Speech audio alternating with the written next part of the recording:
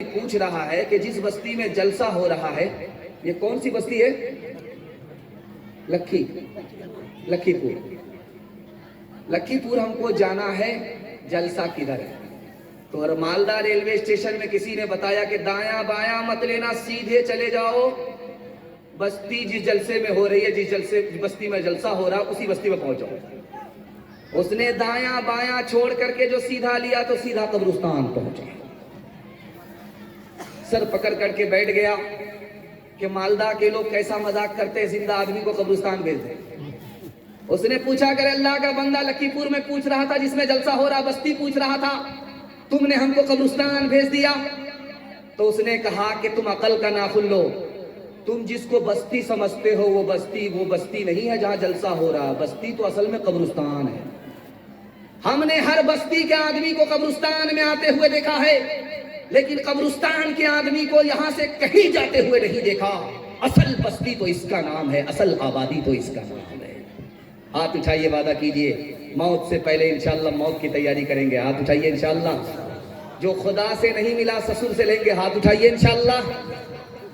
عبادت کرو تم سدا اپنے رب کی، یہ دنیا کسی کی ہوئی ہے نہ ہوگی، یہ دنیا کسی کی ہوئی ہے نہ ہوگی۔ عبادت کرو تم سدا اپنے رب کی، یہ دنیا کسی کی ہوئی ہے نہ ہوگی، یہاں پر کسی کی بنی نہ بنے گی، ملے گی تو 2 گز زمین ہی ملے گی، یہاں پر کسی کی بنی نہ بنے گی، ملے گی تو 2 گز زمین ہی ملے گی۔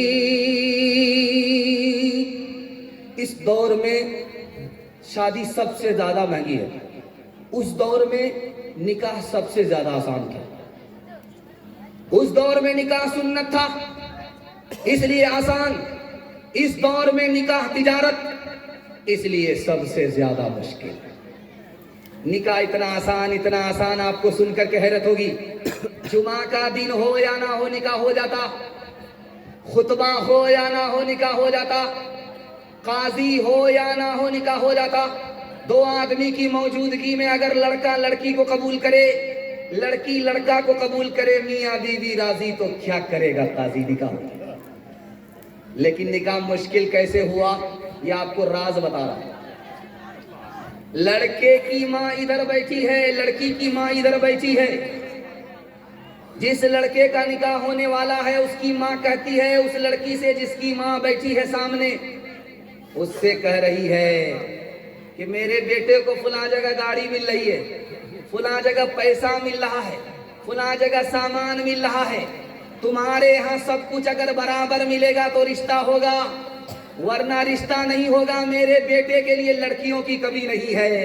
یہ دور قیامت کا ہے، عورت ادھر بیٹھی ہے، عورت ادھر بیٹھی ہے، ایک عورت ہو کر کے دوسری عورت کو ڈس رہی ہے، یہ قیامت ہے۔ لڑکے کا باپ ادھر ہے، لڑکی کا باپ ادھر ہے، تو لڑکی کا باپ ہاتھ جوڑ کر کے لڑکے کے باپ سے کہتا ہے حاجی صاحب بیٹا آپ کا ہے، بیٹی ہماری ہے، رشتہ ہو رہا ہے، اندر سے کوئی ڈیمانڈ تو نہیں ہے؟ تو حاجی صاحب کہتے ہیں استغفر اللہ لا حول ولا قوت الا باللہ، کیسی بات کرتے ہیں، میں مکہ سے آ رہا ہوں، اللہ نے ہم کو سب کچھ دیا ہے، کسی بات کی کوئی کمی نہیں ہے، لیکن اگر 4 چکا دے دیجئے گا تو آپ ہی کی بیٹی آئے گی اور جائے گی۔ جو لڑکا نکاح کرتا ہے وہ کیسا لالچی ہوتا ہے دکھانے کے لیے جا رہا ہوں۔